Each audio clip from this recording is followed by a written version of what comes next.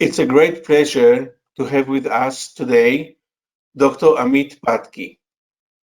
Dr. Amit Patki is the medical director of the Fertility Associates Center of Assisted Reproduction in Mumbai, India.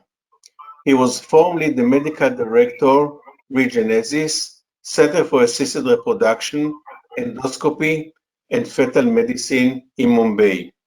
He is an honorary associate professor at the Samoa Medical College, Hospital and Research Center in Mumbai.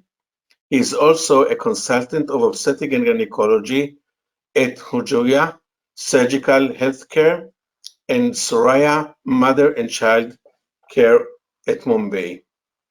He has over 35 scientific publications and several book chapters, and he is the editor of 3 books. He has won several awards at national and international level. The topic of his lecture is the clinical aspects of the various progesterone formulation, which is coming just after the lecture of Professor Christian Egerter on the mode of action of the progesterone. Amit, please. It's been over 40 years since the world's first test tube baby, Louis Brown, was born. And in the last 40 years, IVF specialists all over the world have strived to improve their success rate. Newer drugs for ovulation induction and the ability to have good culture media to ensure a blastocyst in the lab have helped us to have a good take-home baby weight. The process of ICSI has truly revolutionized male factor infertility. Various other technologies and modalities like the laser-assisted hatching, PGD, PGS, and cryopreservation technologies have helped us to tide over complications of IVF. However, in the last 10 years,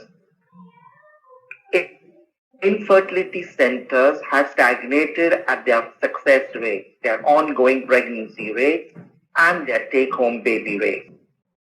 And all of them know that the biggest eye-opener is the implantation state. We can all grow a normal euploid blastocyst in the lab, but we would never know which embryo would implant. Causes of implantation failure are many, but most of them could be divided into 4 main groups. Problems associated with the embryo and problems associated with the receptivity of the endometrium, mainly the luteal phase insufficiencies and the ability of the endometrium to immunomodulate to accept the foreign embryo. There's a very old Zen saying that says, we teach the best of things, we want to learn more. And me and my colleagues over the last 15 years have looked at progesterone, which we think is the missing link in this jargon to achieve a good implantation rate. So ladies and gentlemen, today I'll be speaking on the different clinical results of various progestogen formulation. Now when you look at maintenance of early pregnancy, it is a combined orchestrated effort of various hormones, interleukins and cytokines. But amongst the hormones, we know it is the progesterone hormone which is the team leader, which orchestrates these various different mechanisms to ensure that the embryo is firmly embedded in the endometrium and a pregnancy is maintained. There are various reasons for luteal phase defects, and to come down to ART cycle, we know that the oral ovulogens, namely the clomiphene citrate itself, is anti-estrogenic to endometrium, produces reduced endometrial progesterone receptor production. Further, in ART, whether we are using the long traditional GnRH agonist downregulation or even the use of antagonist causes severe luteal phase insufficiency. The supraphysiological levels of estradiol themselves are leutolytic, and the process of oocyte retrieval, mainly the multiple punctures on the follicle, cause damage to the granulosa cell, and this all makes it very necessary for us to supplement progesterone in the luteal phase to ensure adequate implantation.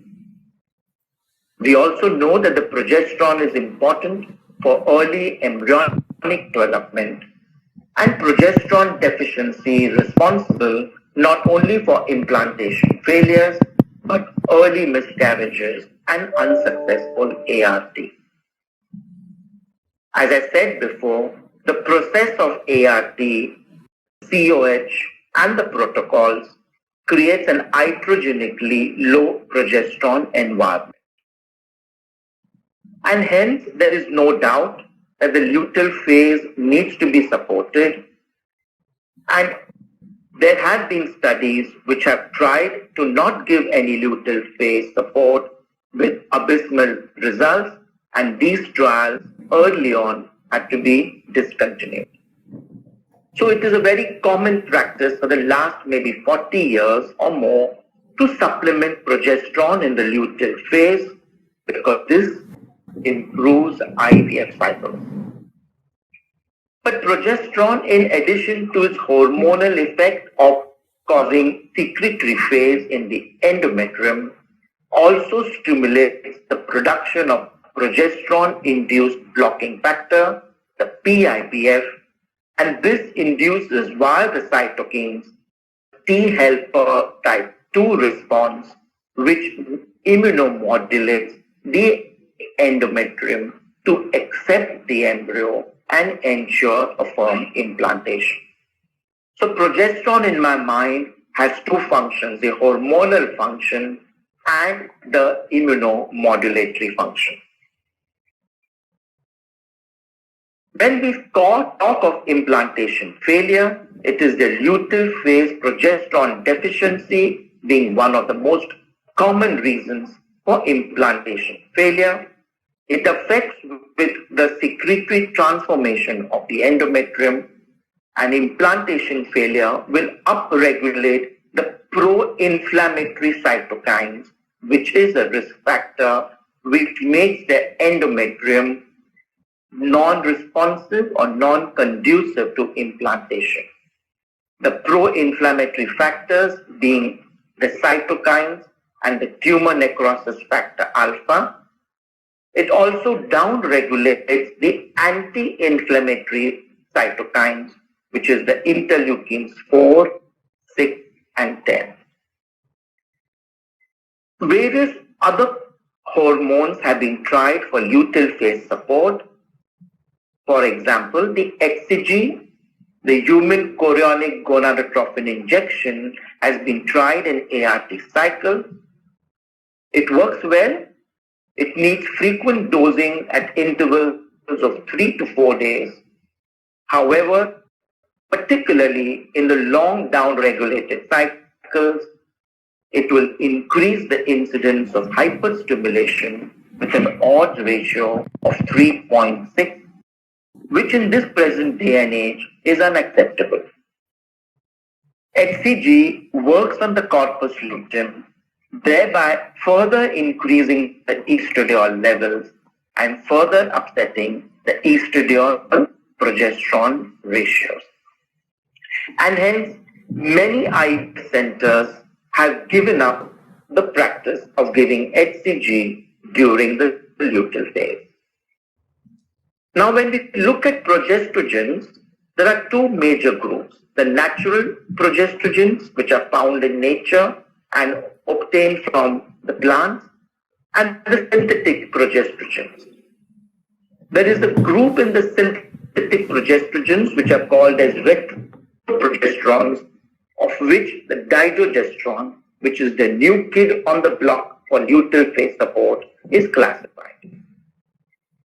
The other synthetic progestrogens, typically the 19-norprogesterons and the 19-nortestosterone derivatives, are not to be used in early pregnancy and luteal phase because of its estrogenic and androgenic effect. So when you look at the oral dydrogesterone versus the micronized vaginal progesterone, it is surprising to note that both of them are derived from the same plant, the yam product. However, the micronized form, which is the microparticles, makes it easily absorbable, and that is the advantage of the micronized vaginal progesterone. And dydrogesterone, because of a unique light therapy, gives it its retroprogesterone structure, which makes it easy or safe to give it orally, because when oral dydrogesterone is metabolized when given orally, it is metabolized into an active metabolite, more active than the parent product. However, when micronized vaginal progesterone is given orally, it passes to the first hepatic pass. It is metabolized into an inactive product and hence needs to be given at much higher doses than the vaginal or other non-oral routes, thereby increasing its side effect and taking away the advantage of it being given orally. When you look at the biological activities of various progestrogens, we realize that dydrogesterone has progestogenic effect and virtually no estrogenic and androgenic effect. The micronized progesterone, in addition to its progestogenic effect, also has mild glucocorticoid effect and hence are to be avoided in women with previous history of impaired sugar tolerance. The rest of the progestogens, mainly the MPAs or the norepinephrine, are not to be given in the luteal phase and early pregnancy because of its estrogenic and androgenic effect. Now, micronized progesterone can be given by various different routes. As I said, the more common routes are the oral, the vaginal, the intramuscular, the intranasal, the rectal, the sublingual, and the transdermal routes. We know that the oral route has an advantage of it being most compliant, also very safe, very convenient for the patient, requires no special training of the patient, but it has its limitations. The absorption can be erratic. It has to go through the first pass metabolism where it is metabolized into an inactive product and can have drug-to-drug and food-drug interaction. The intramuscular route is very good as far as its efficacy is concerned. The effect of the drug starts within 2 hours and peaks at 8 hours. However, the patient compliance is very poor because of its oil-based preparations, which are rather painful to the patient, can give allergic reactions and in some cases sterile abscesses. The vaginal progesterone has a better efficacy. The compliance of the patient can be questioned. Some of the patients are not happy to insert anything vaginally, perhaps sometimes because of their ethnicity and religious beliefs. It doesn't have any hepatic metabolism. It is rapidly absorbed and works best in the region where it is known to work. But in some women, it can cause a severe rash and allergic reactions around the vagina, and persistent discharge can be an irritant to the patient, and hence the patient compliance to vaginal progesterone can sometimes be low. The Cochrane data of 2011 had different progesterone regimens which were compared. They had over 32 studies which included over 9,800 women, and they compared the various different modes of progesterone use. Now, when you look at this part of the study, where there are 3 studies which compare the intramuscular versus the oral progesterone regime, we find that the intramuscular has much better effect and an ongoing pregnancy rate, an odds ratio of 1.9. But as I said before, the patient compliance is rather poor. The patient needs to go to a doctor every single day or to a nurse or a clinic for the injection, and that itself can be a logistic problem. When you look at the subgroup analysis where vaginal is compared with oral progesterone treatment, a comparison, a meta-analysis of over 6 studies with over 2,735 participants, they find that there is no evidence of any significant difference between the groups. However, our study of 2007 has shown that the oral dydrogesterone gave us slightly better ongoing pregnancy rates as compared to the micronized progesterone, but we had used 30 milligrams of dydrogesterone as compared to the standard use in other 2 trials of 20 milligrams. So when you look at the trials which have compared micronized vaginal versus dydrogesterone, the 3 main studies which come from India, the Chakravarti study of 2005, the Patki study of 2007, and the Ganesh study of 2011, all show that there is a slightly better efficacy in dydrogesterone group with an as compared to the micronized progesterone group. However, our study has used 30 milligrams against the 20 milligrams that is used in the other 2 studies. So the Cochrane data of 2011 concluded to say that there was a significant effect in favor of progesterone favoring the synthetic progesterone, that is dydrogesterone, over micronized progesterone for luteal phase support.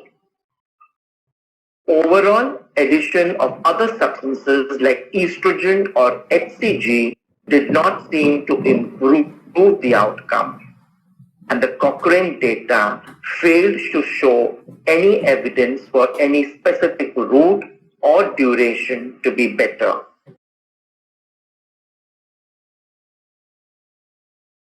This review of the comparison between micronized and dydrogesterone said that the dydrogesterone gave slightly better success rate over micronized progesterone.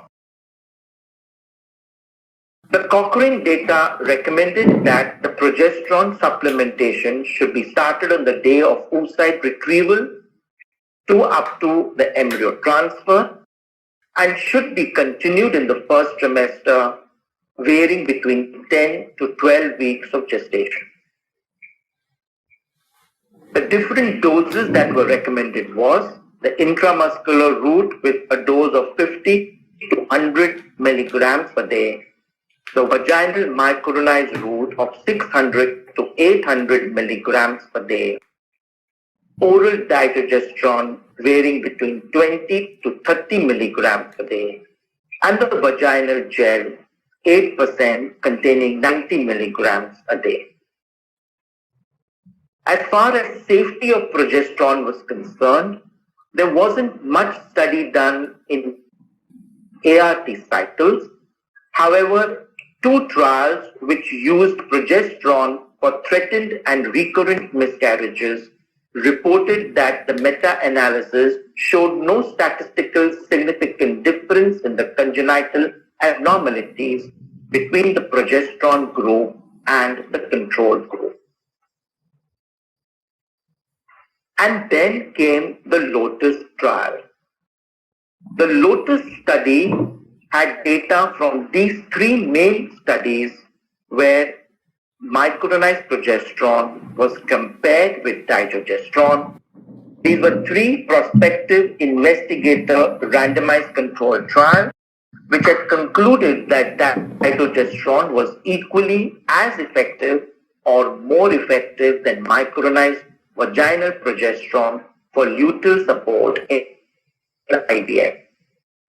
In addition, the histological data also showed that oral dydrogesterone 20 milligrams daily was shown to have reduced endometrial development as compared with micronized vaginal progesterone 600 milligrams. And our study of 2007, where 30 milligrams of dydrogesterone was used, had statistically significant better ongoing pregnancy rates. Based on this study and the histological data and the empirical recommendations of several IVF specialists, the dose of 30 milligrams dydrogesterone daily was recommended for Lotus 1 and Lotus 2 study. Now, in the past, in any ART studies, we have seen that the number of patients recruited was much smaller, but the Lotus studies had combined together, Lotus 1 and Lotus 2 had over 2,000 patients which were inducted into the study and has been the largest study done in ART to date. Now, what is this Lotus 1 and Lotus 2 studies? These are a randomized, multi-center, multinational, prospective clinical trial program.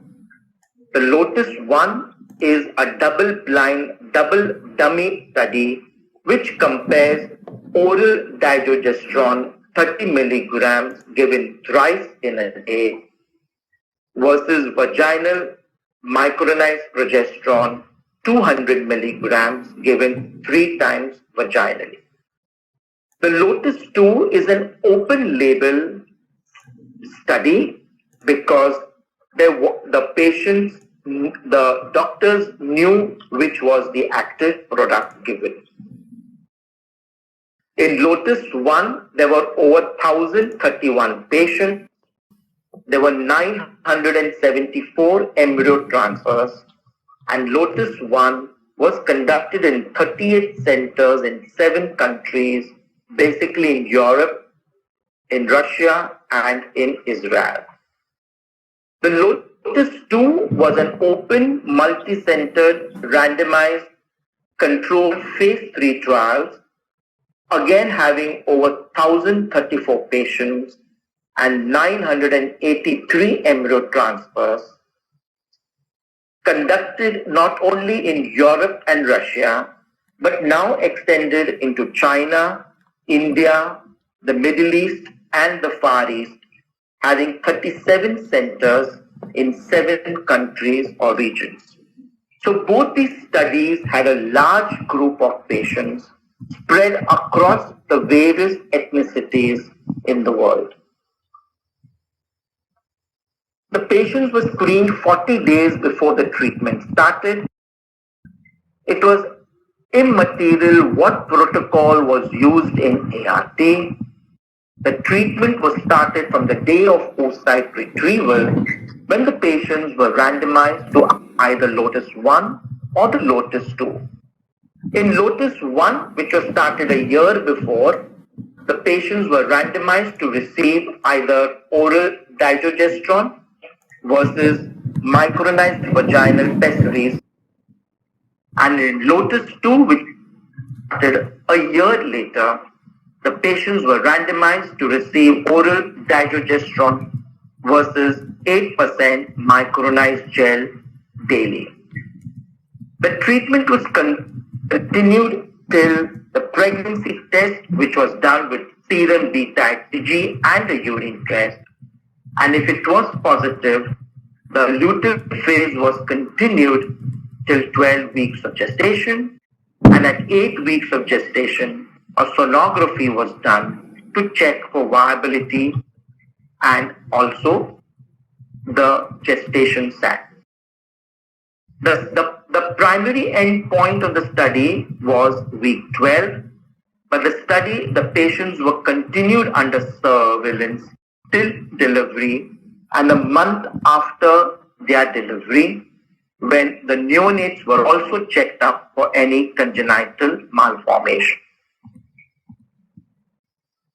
The inclusion criteria were women who were between the ages of 18 to 42, with a BMI between 18 and 30 kilograms per meter squared, with a history of infertility of more than 1 year, planning for IVF or ICSI, not pregnant, and normal transvaginal sonographies at screening, which means that patients of fibroids and endometriosis were excluded. The exclusion criteria were patients who were unsuccessful in more than 3 IVF attempts, or history of 3 spontaneous miscarriages, acute urogenital disease, allergies to progesterones, current or recent substance abuse including alcohol and tobacco, and any contraindication for pregnancy. So when you look at the results of the Lotus 1 trial, where dydrogesterone is compared with micronized vaginal pessary, you find that the ongoing pregnancy rate is much better in the oral dydrogesterone group as compared to the micronized vaginal pessary, the difference in pregnancy rate being 4.7. When you look at the live birth rate, it is again seen to be much better in the oral dydrogesterone group as compared to the micronized vaginal pessary, the difference in the pregnancy rates being 4.9. This clearly shows that dydrogesterone gave us not only a better ongoing pregnancy rate, but a better live birth rate. And although this study was a non-inferiority study, it clearly shows that dydrogesterone is superior to micronized vaginal pessary as a luteal phase support. When you look at the results of Lotus 2, where dydrogesterone is compared with vaginal gel, you again see that the dydrogesterone has a better ongoing pregnancy rate as compared with micronized vaginal pessary, difference in pregnancy rates being 3.7, and the live birth rate, again, the difference in pregnancy rates being 1.9. Again, this being a non-inferiority study clearly shows that dydrogesterone scores over vaginal gel as luteal phase support during IVF treatment. So when you combine both the Lotus 1 and the Lotus 2 studies and present it as a logistic regression analysis, you find that the odds ratio for oral dydrogesterone comparing to micronized vaginal pessaries is 1.32 as far as ongoing pregnancy rate is concerned, and as far as live birth rate is concerned, the odds ratio scoring dydrogesterone is 1.28. So when you combine both Lotus 1 and Lotus 2, you find that the oral dydrogesterone is associated with significantly better ongoing pregnancy rates and live birth rates per 1,000 women as compared with micronized progesterone. Now, what about the incidence of congenital, genetic, or familial disorders? There is no significant impact on the incidence of adverse effects or events associated with congenital, familial, or genetic disorders. 31 newborns had malformations in the oral dydrogesterone group and 13 in the micronized progesterone. Due to the low incidence of events, no significant impact could be detected for any of the factors. So both the Lotus 1 and the Lotus 2 were published in the Human Reproduction of 2017 and 2018, since they were conducted almost a year apart. And both Lotus 1 and Lotus 2 concluded to say that oral dydrogesterone was not inferior to micronized progesterone, and oral dydrogesterone had similar safety profile to micronized progesterone, and both studies showed similar rates of positive pregnancy tests, clinical pregnancies, live birth rates, and newborn assessments. And the implication of the Lotus 1 and Lotus 2 is the oral dydrogesterone is a good alternative to micronized vaginal progesterone as standard care for luteal support in IVF, owing to its ease of oral administration. Thank you very much for a patient hearing.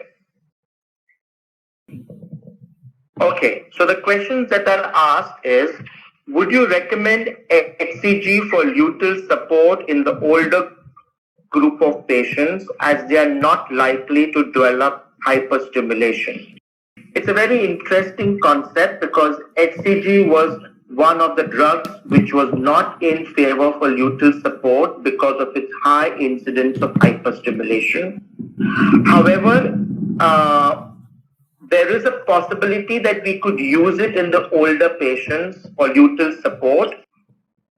But my only thing is that the HCG works through the corpus luteum, and in the elderly group, the corpus luteum itself could be compromised, and hence I am not very confident to say that in the older group, although the incidence of hyperstimulation could be reduced, whether we would have a good output of progesterone, because knowing that in the elderly group, the corpus luteum itself could be defective. The second question is, would you recommend having two formulations of progesterone, like two routes of administration, the oral and the vaginal? Frankly, this is something that a large number of infertility specialists are practicing. There are certain patients in whom the vaginal absorption of progesterone may not be very good, and only if you have actually measured the progesterone levels and found it to be extremely low would I recommend adding another route of progesterone. But scientifically as such, I do not see any advantage of giving two routes of administration of progesterone. The next question is, do you have any experience with the use of dufestrone in estrogen progesterone cycle with frozen thawed embryo cycles? Yes, now with the advent of vitrification, most infertility clinics all over the world have moved on to a large percentage of their patients undergoing FET cycles. FET cycles can be basically done in two ways. One is the natural cycle, in which a natural corpus luteum is produced, and the second is a cycle which is artificial cycle. Now, when we have seen data which is coming from frozen embryo cycles, we find that the babies who are born with frozen embryos are larger in weight for gestation, and the mothers have high incidence of preeclampsia. Now, this is something which is not my studies. I have been in discussion with people in Europe who are doing some research studies, one of them being George Grissinger, who on a personal level has told me that the absence of normal corpus luteum itself may be one of the reasons why these women are developing preeclampsia. We do use dufeston in FET cycles, both in natural, in modified natural, and in down-regulated cycles. But in down-regulated cycles, particularly if we have down-regulated with a GnRH depot, instead of 30 milligrams of dufeston that we routinely use in fresh or other frozen embryo cycles, I increase the dufeston to 40 milligrams. I do not have any strong research paper to prove that this is better, but this is only because the cycles are down-regulated and to ensure that there is more than adequate progesterone available in the luteal phase. That would partly answer your question of are there any cases where you would give more than 30 milligrams? In most of our patients, in fresh cycles or in frozen embryo cycles where we do a modified natural cycle, we give 30 milligrams. But in the odd patient which is down-regulated with GnRH agonist, particularly patients who have severe PCOS, severely irregular periods, where they would not know or who do not get periods without taking any withdrawal treatment, we would like to increase the dose of dydrogesterone to 40 milligrams in such patients. Why do you think still physicians are using intramuscular progesterone against all RCTs and meta-analysis? I think infertility specialists do not like to change their winning formulas. So it is very difficult to change practice, and particularly in the US, I have seen that IVF specialists still resort to intramuscular progesterones, although a large group has moved on to subcutaneous progesterone use. I think non-availability of dydrogesterone could be another factor, particularly in some parts of US, in most parts of US and the UK, but IVF centers in Europe, in Middle East, in Asia and in Far East are now moving on towards oral dydrogesterone as a drug of choice in luteal support in IVF. The last question is, what is still the most used progesterone formulation in India, and is it related to cost? Till date, only 18% of IVF centers in India have moved on to dydrogesterone as luteal phase support. So a large majority of IVF centers still use micronized progesterone. The price difference between dydrogesterone and micronized progesterone is almost the same. There's a very little cost difference where dydrogesterone may be only 10 to 15% more expensive. But I do not think cost is the cause for patients, for doctors moving on. I think it is a mindset. It is to do with awareness. And I think as people get more aware and confident, they will move on to a route which has got a better patient compliance, which is the oral route.